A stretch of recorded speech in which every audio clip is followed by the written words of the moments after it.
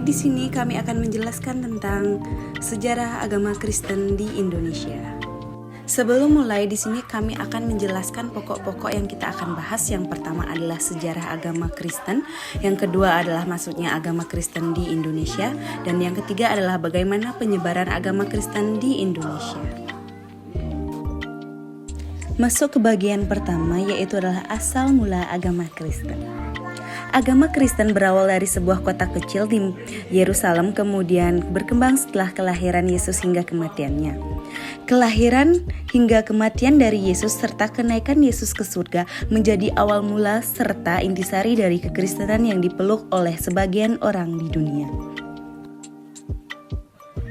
Setelah munculnya perjanjian baru, kemudian agama Kristen mulai menyebar ke berbagai penjuru dunia yang kebanyakan dibawa oleh para penjajah seperti bangsa Spanyol, Portugis, dan Belanda yang menjajah negara-negara di kawasan Asia hingga kawasan Afrika. Selanjutnya, agama Kristen adalah agama yang muncul di daerah Levant atau lebih tepatnya sekarang berada di antara negara Palestina dan Israel yang muncul pada pertengahan abad pertama. Awal mula terbentuk agama Kristen ini berasal dari kota Yerusalem yang sudah saya sebut pertama tadi, kemudian menyebar ke arah timur kota Yerusalem, yakni kota-kota lainnya di antara lain Mesopotamia, Yordania, Mesir, Asyur, dan Syria. Selang 15 tahun kemudian, agama Kristen ini mulai berkembang di Eropa Selatan.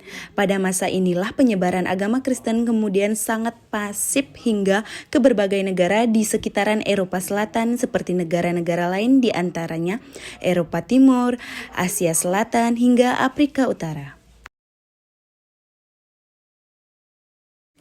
Bahkan pada abad keempat, agama Kristen menjadi agama utama oleh beberapa negara di antaranya dinasti Arsakid yang berasal dari Armenia pada tahun 301 Masehi. Kemudian oleh negara Caucasian Iberian atau sekarang disebut sebagai Georgia pada tahun 319 Masehi. Kemudian oleh Kekaisaran Aksum di Ethiopia pada tahun 325 Masehi serta Kekaisaran Romawi pada tahun 380 Masehi. Kemunculan Yesus menjadi titik awal mula munculnya agama Kristen di dunia ini, yakni dimulai dari lahirnya Yesus hingga meninggalnya Yesus. Yesus sendiri lahir di sebuah kota kecil di Bethlehem dan kemudian tumbuh hingga besar di Nazaret, Galilea. Kemudian ketika Yesus berusia 30 tahun, dia melakukan pelayanan kepada masyarakat.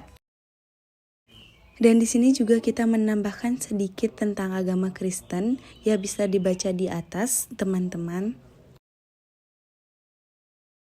Selanjutnya, bagian kedua, masuknya agama Kristen di Indonesia.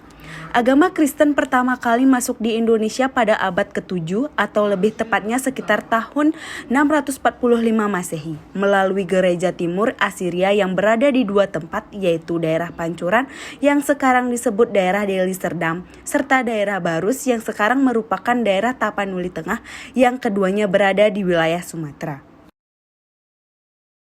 Dan juga sejarah masuk agama Kristen di Indonesia juga tercatat oleh buku seseorang ulama bernama Saiki Abu Sali Al-Armini.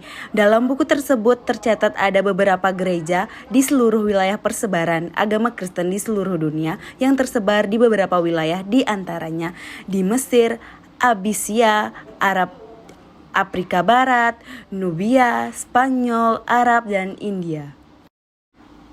Namun pada akhirnya sebagian etnis Tionghoa kemudian benar-benar memeluk agama Kristen meskipun tidak semuanya. Hampir sebagian besar etnis Tionghoa di Indonesia saat ini memeluk agama Kristen. Masuk ke bagian ketiga, yaitu adalah kitab suci agama Kristen. Kitab suci agama Kristen adalah Injil. Kata Injil berasal dari bahasa Yunani, yaitu adalah dari kata evangelion, artinya berita kesukaan. Dalam kitab suci perjanjian ini ada satu Injil. Penulisan hanya 4 orang. Tiap penulisan menceritakan tentang hidup, perbuatan, dan ajaran Tuhan Yesus dengan caranya masing-masing. Yaitu yang pertama adalah Matius, menekankan bahwa ajaran Yahudi Perjanjian Lama dan menunjukkan kepada Sang Mesias.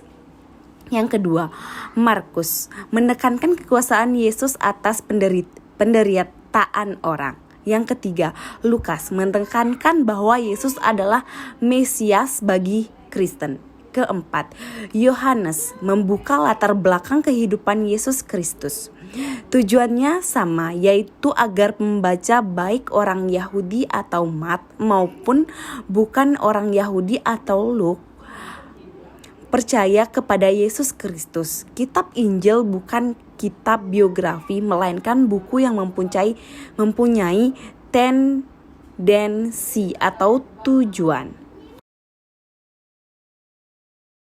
Baik, terima kasih telah menonton video kami. Jika ada salah atau kekurangan atas video kami harap kami bisa memperbaiki. Untuk semuanya, terima kasih. Sampai jumpa.